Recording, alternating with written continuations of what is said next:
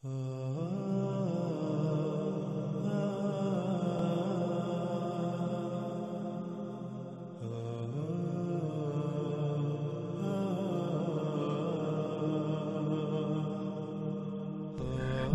میں جب آپ داخل ہوں تو آپ حیران رہ جائیں گے کہ جہاز حقیقتاً نہ صرف ادیر ہے، یعنی ایک ایسی سرنگ ہے جو ہر طرف سے بند ہے، اور وہ سرنگ اندر سے ایک محل کا منظر پیش کرتی ہے، بلکہ وہ سرنگ اندر سے محل کا منظر پیش کرتی ہے۔ جب وہ اس دیر یعنی محل نما ہر طرف سے بند سرنگ میں داخل ہوئے تو انہوں نے جو دیکھا اس کے بارے میں کئی طرح کے الفاظ آئے ہیں، اور وہ سب کے سب اپنی جگہ پر بالکل ٹھیک ہیں۔ اب سب سے پہلے ہم یہ دیکھتے ہیں کہ آج تک ان الفاظ کو کیسے بیان کیا گیا جو اندر موجود انسان کے بارے میں استعمال کیے گئے۔ اس کے لیے پیچھے گزرنے والی تمام روایات میں ان مقامات کو ذہن میں رکھا جائے جہاں جہاں اس کا ذکر ہے، اور جو ان کے تراجم کیے گئے ان کو آپ اپنی آنکھوں سے دیکھ سکتے ہیں کہ انہوں نے آج تک تو تراجم کیے، ان میں کہیں پر یہ لکھا کہ غار میں داخل ہوئے، کہیں پر مندر، کہیں پر گرجا، اور کہیں پر محل کا ترجمہ کیا گیا، اور آگے کہا گیا کہ ایسا دیو قامت لمبا چوڑا بڑا انسان دیکھا جو اس سے پہلے کبھی نہیں دیکھا، اور وہ لوہے کی زنجیروں میں جکڑا ہوا اوپر نیچے اچھل کود کر رہا تھا، اوپر نیچے اچھل رہا تھا۔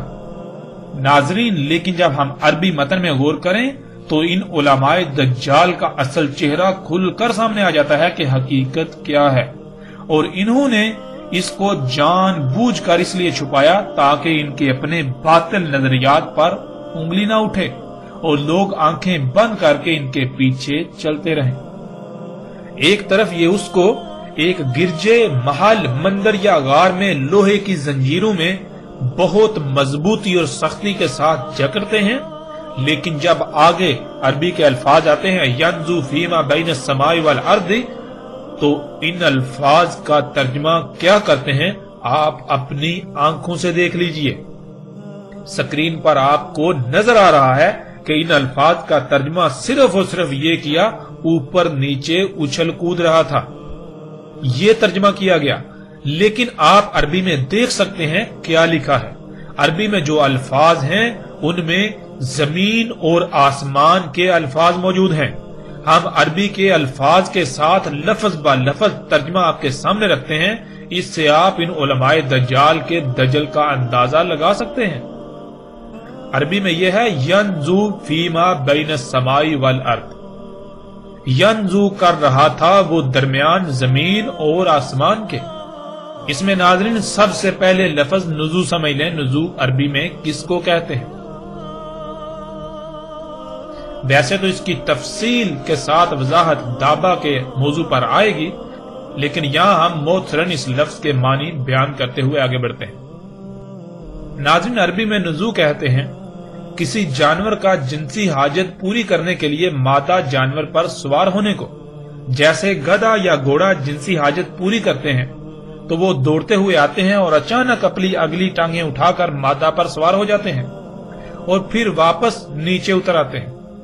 اسی طرح کچھ جانور دوڑتے ہوئے نہیں آتے بلکہ وہ اپنی جگہ سے اچانک اگلا حصہ اٹھا کر مادہ پر سوار ہو جاتے ہیں اور اسی طرح واپس نیچے اترتے ہیں۔ وہ نزو کر رہا تھا زمین اور آسمان کے درمیان، یعنی یہ کہ وہ جیسے جانور جنسی حاجت پوری کرنے کے لیے، جیسے کوئی گدھا، گھوڑا، خچر یا کوئی اور جانور جنسی حاجت پورے کرنے کے لیے دوڑتا ہوا آتا ہے اور اچانک اپنی اگلی ٹانگیں اٹھا کر مادہ پر سوار ہو جاتا ہے، یا پھر اپنے ہی مقام سے اچانک اپنی اگلی ٹانگیں اٹھا کر مادہ پر سوار ہو جاتا ہے، بالکل وہ اسی طرح وہ دوڑتا ہوا آتا تھا، ایسے دوڑتا ہوا آتا تھا جیسے کہ کوئی شے پانی پر بہتی ہے، ایسے جیسے کوئی شے بہتی ہوئی آتی ہے۔ بہنے کے انداز میں انتہائی تیز رفتاری سے آتا تھا اور اچانک اپنی اگلی ٹانگیں اٹھا کر آسمان پر چڑھ جاتا تھا، پھر اسی طرح وہ نیچے زمین پر اتر آتا تھا۔ اب ناظرین، آپ اپنی آنکھوں سے دیکھ سکتے ہیں کہ تمیم داری رضی اللہ تعالیٰ عنہ نے اپنی آنکھوں سے کیا دیکھا تھا جس کا انہوں نے ذکر کیا۔ آج آپ اپنی آنکھوں سے دیکھ سکتے ہیں کہ جسے آج جہاز کہا جاتا ہے لیکن محمد رسول اللہ صلی اللہ علیہ وآلہ وسلم نے اسے دابۃ الارض یا دجال کا ہیمار کہا۔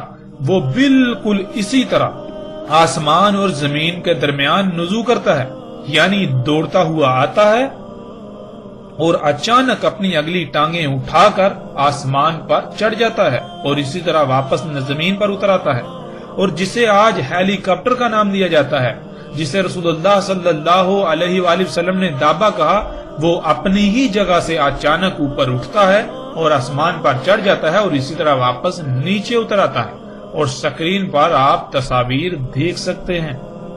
ناظرین، جن لوگوں نے یہ مناظر اپنی آنکھوں سے دیکھے ہیں انہیں تو تصاویر دیکھنے کی بھی ضرورت نہیں، اور نہ ہی انہیں اسے سمجھنے میں کوئی مشکل ہو سکتی ہے۔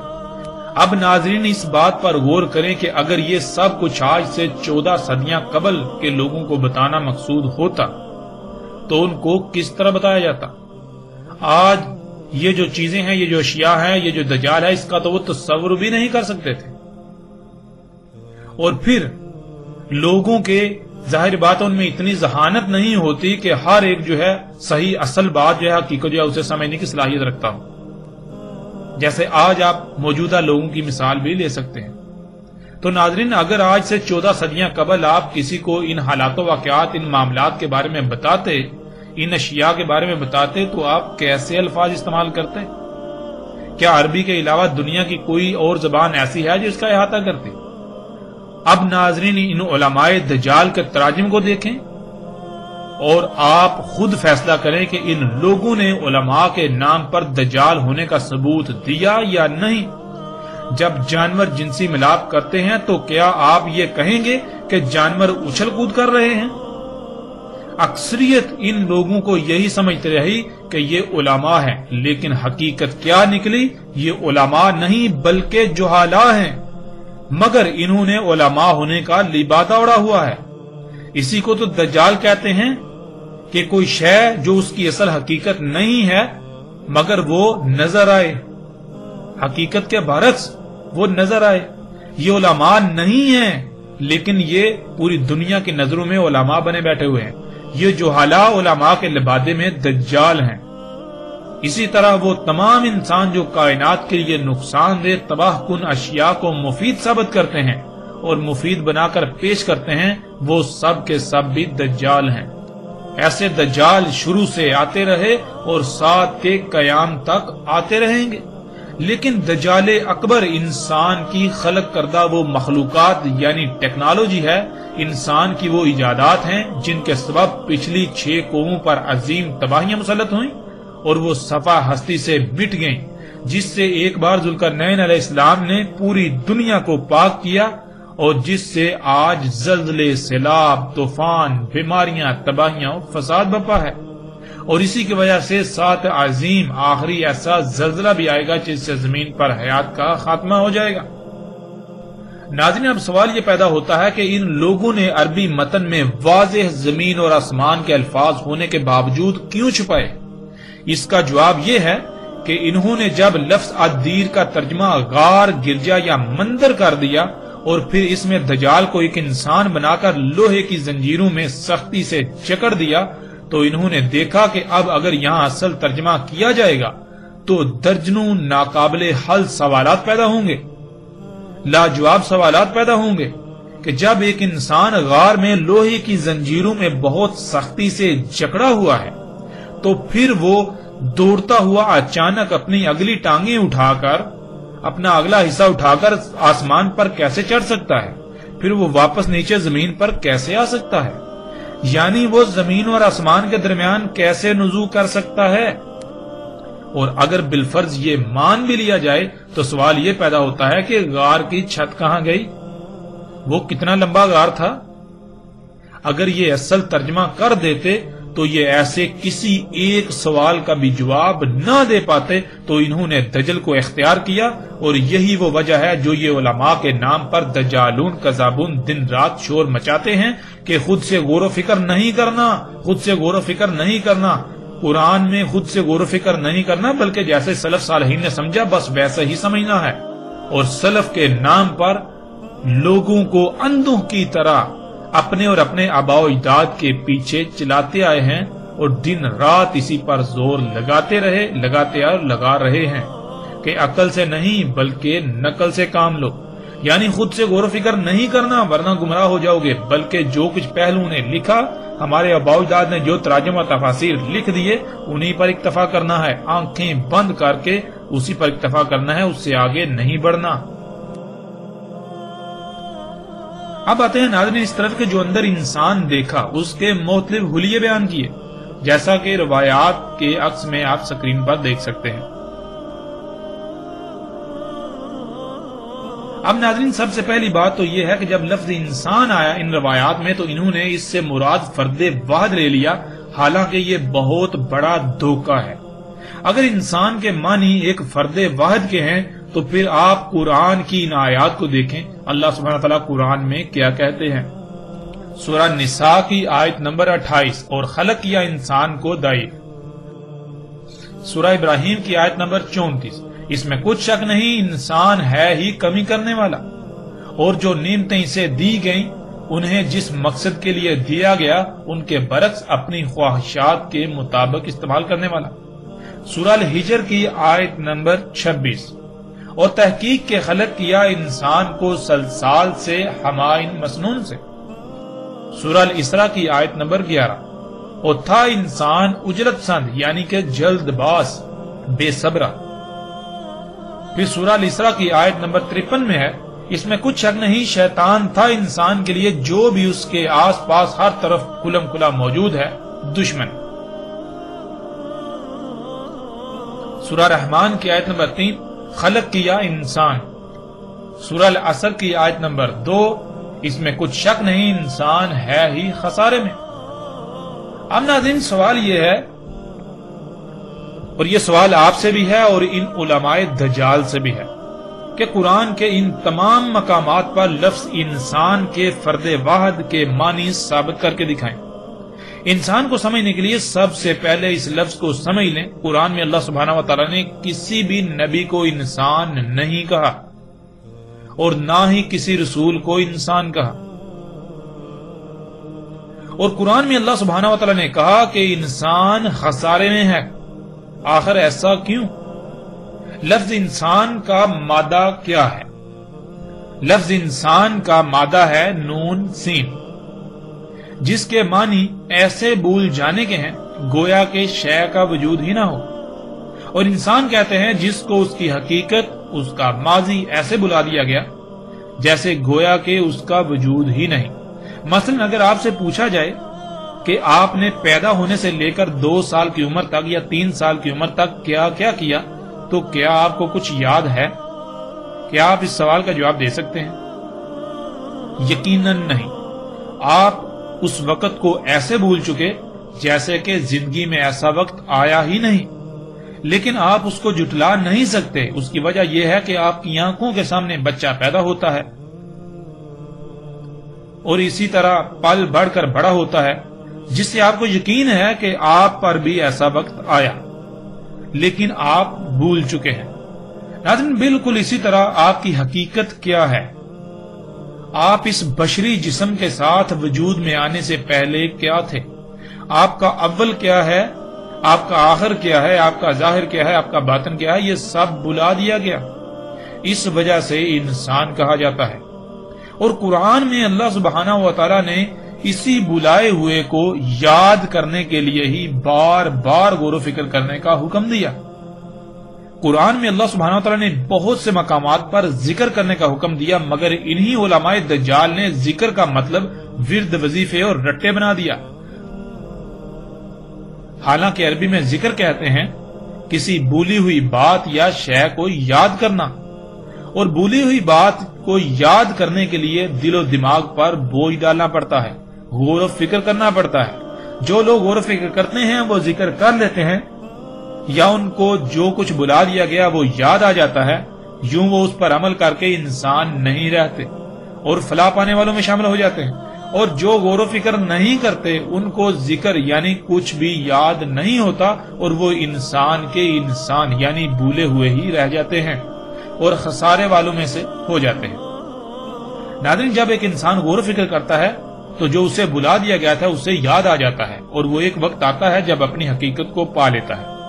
یوں جب اس پر اپنی حقیقت واضح ہو جاتی ہے تو یہ دنیا کی زندگی اس کے لیے جہنم کی آگ سے بھی سخت ہو جاتی ہے، اور اس زندگی کی کوئی وقت و اہمیت اس کے نزدیک نہیں رہتی۔ اسے علم ہو جاتا ہے کہ یہ جو بشری وجود، یہ جو بشری جسم اس کے پاس ہے، یہ اس کی حقیقت نہیں ہے، یہ تو ایک آزمائشی ٹول بطور امانت دیا گیا، تاکہ یہ خود ہی جان لے کہ آیا اس نے امانت کا حق ادا کیا یا اس میں خیانت کی، اور اس پر حقیقت واضح ہو جائے۔ اس وجہ سے اللہ سبحانہ و تعالیٰ نے اپنے کسی نبی یا رسول کو انسان نہیں کہا بلکہ اس کے برعکس بشر کہا۔ ناظرین، اس کے برعکس جو لوگ غور و فکر نہیں کرتے، جس سے ذکر نہیں ہوتا، یعنی جو انہیں بلا دیا گیا، ان کی حقیقت اس کو نہیں پا لیتے، تو ایسے اسی بشری مادی جسم کو ہی اپنی حقیقت تصور کر کے دنیاوی مال و متاع کے لالچ میں دن بدن آگے بڑھتے چلے جاتے ہیں۔ پہلے تو وہ ایک عام انسان تھے، لیکن ایسا کرنے سے انسان کو جو کچھ تھوڑا بہت اپنی حقیقت کا علم ہوتا ہے وہ بھی بھول جاتا ہے، اور دنیا کی زندگی کے لیے ہی کوشش کرتا ہے۔ ایسا انسان عظیم انسان کہلاتا ہے۔ آج پوری دنیا میں اکثریت ایسے انسانوں کی ہے جو کہ اعظم انسان ہیں۔ لفظ اعظم بنا ہے عظامہ سے، اور عظامہ کہتے ہیں ہڈی کو۔ ہڈی جسم میں پائی جاتی ہے، ہڈی میں سختی، مضبوطی اور قوت پائی جاتی ہے۔ اگر جسم سے ہڈی نکال دی جائے تو باقی جسم کی کوئی اہمیت و حیثیت نہیں رہتی۔ بالکل اسی طرح ناظرین، اعظم انسان، سب سے پہلی بات یہ کہ ایسے بھولے ہوئے کہ اگر ان بھولے ہوئے کو نکال دیا جائے تو پیچھے جتنے بھی انسان ہیں ان کی کوئی اہمیت و حیثیت نہیں رہے گی، یعنی کہ پیچھے جو بھولے ہوئے ہوں گے ان بھولے ہوئے کی کوئی اہمیت و حیثیت نہیں رہے گی۔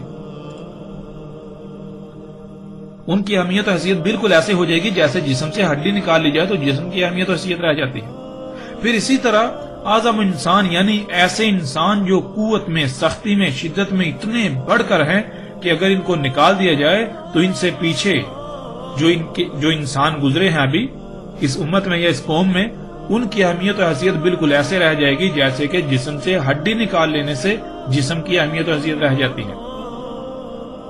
ناظرین، ایسے اعظم و انسان یعنی جو سب سے بڑے بھولے ہوئے ہوتے ہیں، جن کو علم ہی نہیں ہوتا کہ ان کی حقیقت کیا ہے، وہ دنیا میں کیوں اور کس مقصد کے لیے بھیجے گئے، تو وہ شیاطین کے اولیاء یعنی شیاطین کے مشن میں ان کے معاونت کار بن جاتے ہیں۔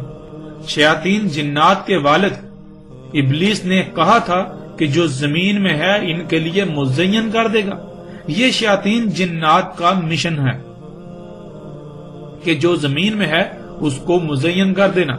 تو ایسے اعظم و انسان پھر وہی اعمال کرتے ہیں جن سے شیاطین کے مشن کی تکمیل ہوتی ہے، یعنی وہ جو زمین میں اللہ نے رکھا اسے نکال کر مزین کرتے ہیں، اسی کے پیچھے بھاگتے ہیں، اور اسی کو حاصل کرنا ہی ان کی دنیا میں موجودگی کا مقصد بن جاتا ہے۔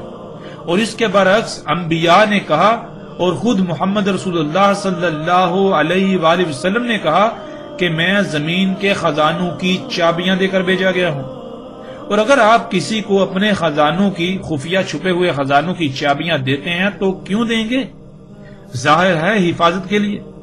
انبیاء زمین کے خزانوں کی حفاظت کے لیے بھیجے گئے، اور شیاطین کا مشن کیا ہے؟ قرآن میں بالکل واضح ہے، شیاطین کا مشن ہے زمین کے خزانوں کو نکال کر مزین کرنا، تاکہ شیطان کا دعویٰ سچا ثابت ہو سکے جس کے لیے وہ انسانوں کے محتاج ہیں۔ ناظرین، اب آپ اپنے ارد گرد نگاہ دوڑائیں اور اپنے گریبان میں جھانکیں، آپ کس کے ولی یعنی کس کے مشن میں اس کے معاون کار بنے ہوئے ہیں، انبیاء کے یا پھر شیاطین کے؟ حق کو سمجھنے کے لیے کوئی بھی مشکل نہیں رہی۔ روایت میں اعظم انسان کا جو ترجمہ کیا جاتا ہے، یعنی کہ روایت میں اعظم انسان کا جو ترجمہ ان علماء دجال نے بہت بڑا، دیو قامت، بڑا جسیم، اونچا، بہت لمبا، بہت قوت والا، زور آور انسان کے کیے، تو ان سے ہمارا یہ سوال ہے، اور آپ بھی سوال کیجئے کہ یہ ترجمہ انہوں نے کیسے کر لیا؟ ناظرین، ان لوگوں میں آپ کو اکثریت ایسی ملے گی جو اپنے اماموں کو بھی اعظم قرار دیتی ہے، جیسے امام اعظم ابو حنیفہ۔ تو ناظرین، لوگوں سے سوال کریں ان سے پوچھیں جب وہ بھی امام اعظم ہیں، یعنی وہ بھی اعظم ہیں، تو یہاں اعظم کا ترجمہ کیا وہی لیا جائے جو اس روایت میں لیتے ہو؟ پھر اسی طرح جیسے امام اعظم احمد رضا خان بریلوی اور اسی طرح ایک مکتبہ فکر جن کے نزدیک باقی سب کافر و مشرک ہیں سوائے اس کے کہ جو ان کے نظریات و عقائد کی آنکھیں بند کر کے اور منہ پر پٹی باندھ کر تصدیق نہ کرے، انہیں تسلیم نہ کرے، اس مکتبہ فکر کے فرقے کے نزدیک صرف زبان کے الفاظ کی حد تک محض سادہ لو عوام کو اپنے فرقے کے جال میں جکڑنے کے لیے امام اعظم محمد رسول اللہ صلی اللہ علیہ وآلہ وسلم کو کہتے ہیں۔ ان سے بھی سوال کریں کہ کیا محمد رسول اللہ صلی اللہ علیہ وآلہ وسلم کے لیے بھی یہاں لفظ اعظم کا ترجمہ وہی لیا جا سکتا ہے جو ترجمہ تم لوگ روایت میں لیتے ہو، روایت میں کرتے ہو اور دوسروں پر اسی کو زبردستی تھوپتے ہو، مسلط کرتے ہو؟ ناظرین، اگر یہاں اعظم کا ترجمہ یہ نہیں لیا جا سکتا تو پھر وہاں کیوں ایسا ترجمہ کیا گیا؟ کیا یہ دجل عظیم نہیں؟ اعظم کہتے ہیں ایسی شے کو جس کے بغیر باقی کسی کی کوئی اہمیت و حیثیت ایسے ہو جائے جیسے جسم سے تمام کی تمام ہڈی نکال لینے سے پیچھے جسم کی اہمیت و حیثیت رہ جاتی ہے۔ جب آپ امام اعظم ابو حنیفہ کہتے ہیں تو اس کا مطلب یہ ہے کہ اس دین سے، اس ملت سے اگر ابو حنیفہ کو نکال دیا جائے، انہیں نکال دیا جائے تو پھر باقی جتنے بھی امام ہیں ان کی اہمیت و حیثیت بالکل ایسے رہ جائے گی جیسے جسم سے ہڈی نکال دینے سے جسم کی اہمیت و حیثیت رہ جاتی ہے۔ اس طرح جو امام اعظم احمد رضا خان بریلوی کو کہتے ہیں تو اس کا مطلب یہ ہے کہ اگر احمد رضا خان بریلوی کو اس دین سے نکال دیا جائے جسے یہ اسلام کہتے ہیں تو پیچھے دین کی اہمیت و حیثیت بالکل ایسے رہ جائے گی، پیچھے جو امام جتنے بھی بچیں گے، باقی جتنے بھی امام ہیں ان کی اہمیت و حیثیت ایسی رہ جائے گی جیسے کہ جسم سے تمام کی تمام ہڈی نکال دینے سے جسم کی اہمیت و حیثیت رہ جاتی ہے۔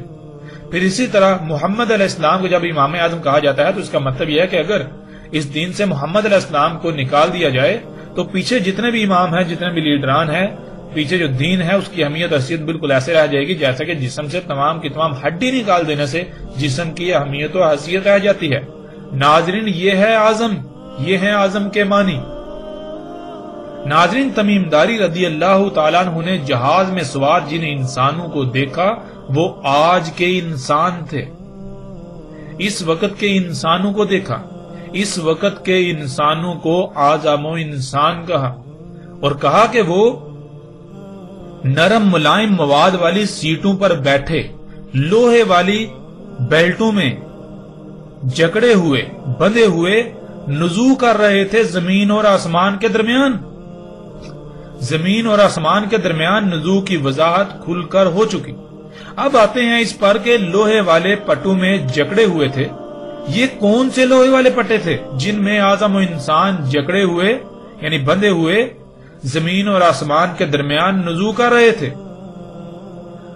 ناظرین، اگر آپ نے جہاز کا سفر کیا ہو تو نزول کے وقت یعنی جب ٹیک آف اور لینڈنگ کی جاتی ہے، ٹیک آف اور لینڈنگ ہوتی ہے، تو اس وقت جہاز میں موجود تمام کے تمام انسان لوہے والے پٹوں میں جکڑے ہوئے ہوتے ہیں جسے آپ سیٹ بیلٹ کہتے ہیں، اور وہ اسی سیٹ پر بیٹھے ہوئے ہوتے ہیں جو نرم ملائم مواد سے بنی ہوئی ہوتی ہے۔ اور پھر ناظرین، دوسرے مقام پر تمیم داری رضی اللہ تعالیٰ نے اعظم و انسان کے بجائے ایک کمزور، کراہنے والا اور شدید شکایات کرنے والے انسان سے ملاقات کا ذکر کیا۔ اور اس کی حقیقت کیا ہے ناظرین؟ اس کی حقیقت یہ ہے کہ آج پوری دنیا میں ایئر ایمبولینس چل رہی ہے۔ زخموں سے چور بیمار کراتے ہوئے انسانوں کو اسٹریچر پر بیلٹوں سے جکڑا ہوا ہوتا ہے اور اسی ادیر یعنی ہیلی کاپٹر یا جہاز والی ہر طرف سے بند سرنگ میں ڈال کر سوار کر کے زمین اور آسمان کے درمیان نزول کیا جاتا ہے۔ یہ حقائق آج آپ اپنی آنکھوں سے دیکھ رہے ہیں۔ ناظرین، مثال کے طور پر اگر آپ پہلی بار کسی جدید شہر جائیں تو کیا آپ وہاں کوئی ایک ہی شہر دیکھیں گے؟ نہیں، بلکہ آپ خوب گھومے پھریں گے۔ بالکل اسی طرح تمیم داری رضی اللہ تعالیٰ عنہ نے آج موجودہ دور میں جو کچھ ہو رہا ہے یہ سب کچھ اپنی آنکھوں سے بالکل ایسے دیکھا جیسے آپ خواب دیکھتے ہیں۔ اس موجودہ انسان کو بھی دجال قرار دیا۔ اس لیے کہ آج موجودہ انسان بھی سب سے بڑا دجال ہے، جو انسانوں کی حقیقت اور اس کے دنیا میں آنے کے اصل مقصد پر دجل کا پردہ چڑھا کر جو انسان کی حقیقت نہیں اسے حقیقت بنا کر دکھا رہا ہے، اور دنیا میں آنے کا جو مقصد نہیں ہے اس کو دنیا میں آنے کا مقصد بتا اور دکھا رہا ہے۔ اللہ سبحانہ وتعالی نے پورے قرآن میں بار بار سختی کے ساتھ حیات الدنیا یعنی دنیاوی مال و متاع، دنیاوی زندگی کو ترک کرنے کا حکم دیا، دنیاوی حیات کو، دنیاوی مال و متاع کو اس سے خوب کرنے یعنی اس کی طرف جانے سے سختی سے منع کیا، اس دنیاوی زندگی، دنیاوی مال و متاع کے پیچھے بھاگنے سے روکا۔ لیکن آج یہ انسان ہی ہے جس نے اصل مقصد پر دجل کا پردہ چڑھا کر جس سے اللہ نے روکا اسی کو دنیا میں آنے کا مقصد بنا اور دکھا دیا اور بنا دکھا رہا ہے، اور انسانوں کی اکثریت اسی کے پیچھے لگی ہوئی ہے۔ اس لیے یہ اعظم و انسان بھی دجال ہے۔ جیسے پیچھے دجال انسانوں میں آتے رہے، اسی طرح دجال انسانوں میں بھی آتے رہے کہ پیچھے کیا ہے، پیچھے کوئی ایک آدھا دجال ایک دو آتے تھے، اس طرح آتے تھے، لیکن آج جو ہے ان کی ایک بڑی تعداد موجود ہے جو ان ایجادات کو، ان اشیاء کو انسانوں کے لیے مسیحا بنا کر پیش کر رہے ہیں، حالانکہ حقیقت اس کے بالکل برعکس ہے۔ پھر ناظرین جب تمیم داری رضی اللہ تعالیٰ عنہ نے کہا کہ انہوں نے جب دابا سے سوال کیا کہ تو کون ہے، تو اس نے کہا میں جساسہ ہوں۔ ناظرین جساسہ کہتے ہیں جاسوسی کے آلے کو۔ آج یہ دابا جسے آپ ڈرون جہاز کہتے ہیں، پوری دنیا میں ان کے ذریعے جاسوسی کا کام لیا جا رہا ہے، انہی جہازوں سے جاسوسی کا کام لیا جا رہا ہے، یہاں تک کہ اوپر خلا میں گھومنے والی سیٹلائٹ سے بھی یہی کام لیا جا رہا ہے، انہی مقاصد کے لیے استعمال کیا جا رہا ہے، اپنے دشمنوں کی حساس معلومات، حساس جگہوں کی تصاویر لینے کے لیے یعنی جاسوسی کے لیے استعمال کیا جا رہا ہے۔ ناظرین یہ سب تمیم داری رضی اللہ تعالیٰ نے اپنی آنکھوں سے بالکل اسی طرح دیکھا جیسے آپ خواب دیکھتے ہیں، جو کہ دجال تھا، اور جو سوالات وغیرہ کا ذکر کیا اس کی حقیقت پیچھے بیان کی جا چکی، وہ فرضی سوالات تھے اس وقت کے تقاضے کے مطابق۔ اگر اس وقت ساری حقیقت کھول کر بیان کی جاتی تو ایک طرف کسی کے سمجھ میں کچھ نہ آتا اور دوسری طرف اکثریت دجال سے بے فکر ہو کر بیٹھ جاتی کہ دجال تو ایسی شے ہے جو ہماری زندگی میں تو آنے والا نہیں، اس لیے پریشانی کی کوئی بات ہے ہی نہیں۔ ناظرین الحمدللہ ہم نے اللہ کے فضل سے جتنا مختصر سے مختصر ہو سکتا تھا اور جامع انداز میں ہو سکتا تھا اس واقعے پر بات کی، مزید بات بھی کی جا سکتی ہے اور بہت سارے پہلو ہیں ان پر بھی تفصیل سے بات کی جا سکتی ہے، لیکن وہی بات کہ ہمارا مقصد موضوع کو لمبا کرنا نہیں، ہمارا مقصد ہے حق کو سمجھنا۔ اور بھی بہت سارے سوالات کھڑے کیے جا سکتے ہیں لیکن ان کا فائدہ نہیں ہوگا، اس لیے جو اصل مقصد تھا وہ بالکل کھل کر سامنے آ گیا، کسی بھی لحاظ سے کوئی پریشانی نہیں رہتی۔ اس کے باوجود جو چاہے ایمان لائے، جو چاہے سلف کے نام پر اپنے آباء و اجداد کے پیچھے چلتا رہے، ہمارے ذمے تو صرف اور صرف کھول کھول کر پہنچا دینا تھا، جو الحمدللہ ہم اپنی ذمہ داری اب تک پوری کر چکے۔ الحمدللہ رب العالمین۔